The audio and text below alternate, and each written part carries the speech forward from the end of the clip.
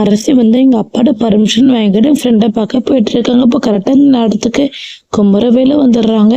குமரல் வந்து எங்கள் friend phone பேசிக்கிட்டே வராங்க. அப்போ அரசியை பார்த்தா அரசி வழி மறைச்சு, என்னை பாரு அரசி, உன் முகத்தை பார்க்கறத கூட கொஞ்சம் கூட தகுதியில் என்னை மன்னிச்சிரு. என்னை இவ்வளோ பெரிய தப்பு பண்ணிருக்கேன். நான் குடும்பத்தை பழி வாங்க நினச்சி நான் பொம்பளை பிள்ளையோட வாழ்க்கையை தடுக்கிற அளவுக்கு நான் போயிருக்கேன். எவ்வளோ பெரிய கெட்டவனாலுங்க நான் மன்னிச்சிரு அப்படின்னு சொல்லிட்டு கையெடுத்து கும்பிடுறாங்க.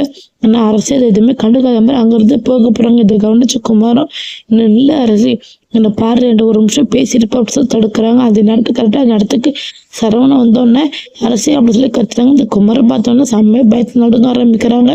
நம்ம சரவணனோட இறங்கி வந்து குமரவில் போட்டு அடிக்க ஆரம்பிக்கிறேங்க. இதெல்லாம் பார்த்தா அரசி வந்து, அண்ணா நீ என்ன பண்ணிட்டு இருக்க, அவர் மேலே எந்த ஒரு தப்பு இல்லை, கையாடணும், அவர் என்ன எதுவுமே பண்ணலாம், அது மட்டும் இல்லாமல் சும்மா பேசணும்னு சொன்னாரமா, வேற ஒன்றே கிடையாது, அடிக்காதுன்னு சொல்லி தடுக்கிறாங்க. இதெல்லாம் பார்த்தா குமரன் வந்து மனசுல ரொம்ப சந்தோஷப்படுறாங்க. ஏன்னா அரசி வந்து குமாருக்காக சப்போர்ட் பண்ணி எங்கள் அண்ணன்ட்ட பேசுறாங்க அப்படி சொல்லிட்டு நம்ம அரசியை பார்த்துட்டு இருக்காங்க. அரசியும் வந்து சும்மா இருந்த தேவையில்லாம பிரச்சனை பண்ணாதுன்னு, இப்போதான் நல்ல பழசெல்லாம் மறந்துட்டு வெளியே வந்துட்டு இருக்கு, தேவையில்லாம பிரச்சனை அதிகப்படுத்தாத, பொலிஸ் கம்ப்ளைண்ட் கொடுத்துருக்கோம்ல, போலீஸ் பார்த்துக்கிட்டு தப்பு பண்ணுங்க, நம்ம எதுக்கு அடிக்கணும் அப்படி சொல்லிட்டு அங்கிருந்து சரவணை கூட்டிட்டு போறாங்க. போகிறப்ப சரவணன் வந்து நம்ம குமார மிரட்டுறாங்க. இதுக்கப்புறம் தங்கச்சி பக்கம் கூட திரும்பக்கூடாது, வாங்கின அடியில் பத்தாது உனக்கு அப்படி சொல்லிட்டு ரொம்ப கோவமா அங்கிருந்து போகிறாங்க.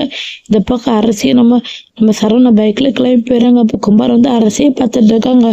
அரசியை பார்த்த மனசுலாங்க என்ன மன்னிச்சிரு அரசி, உன்னை பொய்யாதான் லவ் பண்ண நினைச்சேன், ஆனால் உண்மையாக லவ் பண்ணிட்டேன், உன்னை மறக்கணும்னா தவிச்சுக்கிட்டு என் கூட பழையபடி வா அரசி, நீ நாள் சந்தோஷமா வாழ்க்கையை வாழலாம் அப்படி சொல்லிட்டு மனசில் நினைச்சிட்டு இருக்கேன். இந்த பக்கம் அதே மாதிரி நம்ம ராஜு வந்து கதிருக்கு எப்படியாவது பணம் உதவி பண்ண சொல்லிட்டு பழையபடி நம்ம பாண்டியன் வந்து ஹெல்ப் கேட்குறாங்க.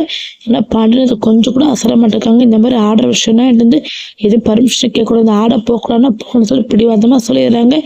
இந்த பக்கம் நம்ம கதிர் வந்து ராஜு கூட சொல்கிறாங்க, இங்கே பாரு நீ எனக்கு ஹெல்ப் பண்ணுறா சொல்லிட்டு தேவையில்லாமல் வீட்டில் திட்டு வாங்கிட்டு இருக்காத, எதுக்கு இந்த மாதிரிலாம் நான் பார்த்துக்கிட்டேன் அப்படி சொல்லுவாங்க. ராஜு வந்து நான் உனக்காகலாம் ஒன்றும் பண்ணல, எனக்கு டான்ஸ் பிள்ளைகளால டான்ஸ் ஆட போகணும்னு ஆசைப்படுறேன், எனக்கு ஒழுங்க நீ ஹெல்ப் பண்ணுற கதிர் அப்படி சொல்லிட்டு நம்ம ராஜு வந்து கதிர்கிட்ட சொல்கிறாங்க. நான் கதிர் வந்து அதெல்லாம் ஒன்றும் தேவையில்ல அப்படி சொல்லிடுறாங்க. ராஜு ஒரு வழி இல்லாமல் மறுபடியும் பாண்டியன்ட்ட போய் ஹெல்ப் கேட்கறதுக்கு பாருங்க மாமா, நான் ஒரே ஒரு டைம் எனக்கு சான்ஸ் கொடுங்க, நான் எப்படியாட்டி போய் ஆடி 10 லட்ச ரூபா மாமா கொஞ்சம் நெஞ்சம் பண்ணல, இப்போ வின் பண்ணிட்டு வந்துடுறேன் அப்படி சொல்கிறாங்க. அதை கேட்டு நான் பாண்டியனுக்கு ரொம்ப கொடுங்க, பாருமா என்கிட்ட வேற விஷயம் ஏதாவது பேசாமல் டான்ஸ் பற்றி என்கிட்ட பேசாத, நீ போகக்கூடாது அப்படி சொல்லிட்டு ரொம்ப பிடிவாதமாக சொல்லிட்டு போயிடுறாங்க.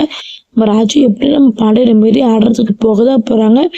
பாண்டியன் எடுக்க போகிற முடிவு என்னதான் இருக்கும், அது மட்டும் நம்ம ராஜோட குடும்பத்தில் இருக்கவங்க எல்லாருமே பாண்டியன் குடும்பத்தை அசிங்கப்படுத்த போகிறாங்க. எல்லாமே பொறுத்திருந்து வரப்போகிற வீடியோவில் பார்த்து தெரிஞ்சுக்கலாம். தேங்க்யூ ஃபார் வாட்சிங்.